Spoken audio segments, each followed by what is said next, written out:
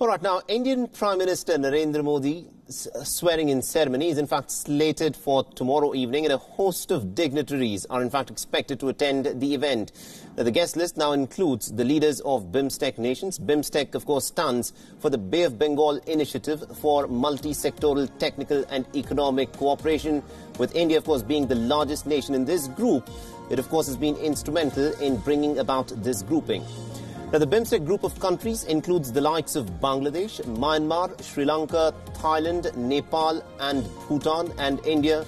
By engaging with the Bimstec nations, New Delhi is, of course, taking steps towards wooing the region, which is the only real bridge between South and Southeast Asia. Now, for India, Bimstec is, of course, a natural platform to fulfill its key foreign policy priorities of Neighbourhood First and also Act East.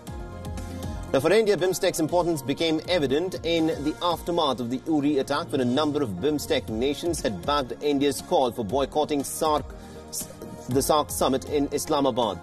Now, hosting the 2016 BRICS summit later that year, India had in fact held an outreach summit for Bimstec members, and its importance as an offset to the SAARC had in fact become pretty evident.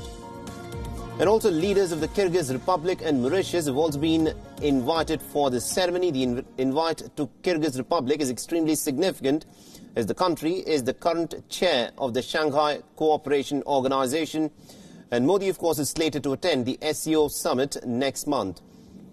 Now, the swearing-in will be administered by India's President Ramnath Kovind, and it will be held at the Rashtrapati Bhavan in New Delhi at 7 p.m. tomorrow evening. And also, according to reports, India has made a proposal for the next informal meeting between India's Prime Minister Narendra Modi and the Chinese President Xi Jinping. Now, according to reports, this is still unconfirmed. India has reportedly proposed that the meeting should be held on the 11th of October in Varanasi. Reports also claim that China is in fact considering the proposal very seriously and very positively. Varanasi was, of course, chosen as the venue because the Indian Prime Minister wanted to showcase his parliamentary constituency to President of China Xi Jinping. Now, Xi had earlier hosted Narendra Modi in Xiamen for the BRICS summit. The sub-provincial city of Xiamen is in fact close to the Chinese president's heart. It was in fact from Xiamen that Xi Jinping had made a mark as an office bearer for the Communist Party. In 2014, Narendra Modi had hosted Xi in the capital city of his home state of Gujarat. The Chinese president had, of course, reciprocated by hosting Prime Minister Modi in the capital of his home province, Shanxi, in 2015. Now, remember, the first informal summit between Prime Minister Modi and President Xi Jinping, of course, took place in 2018.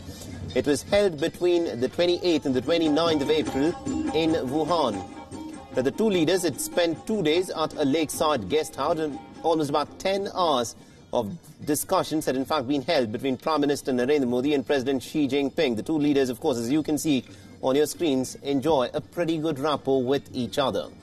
The report also said that the Prime Minister wants to reciprocate the hospitality that had in fact been extended to him at Wuhan by the Chinese president.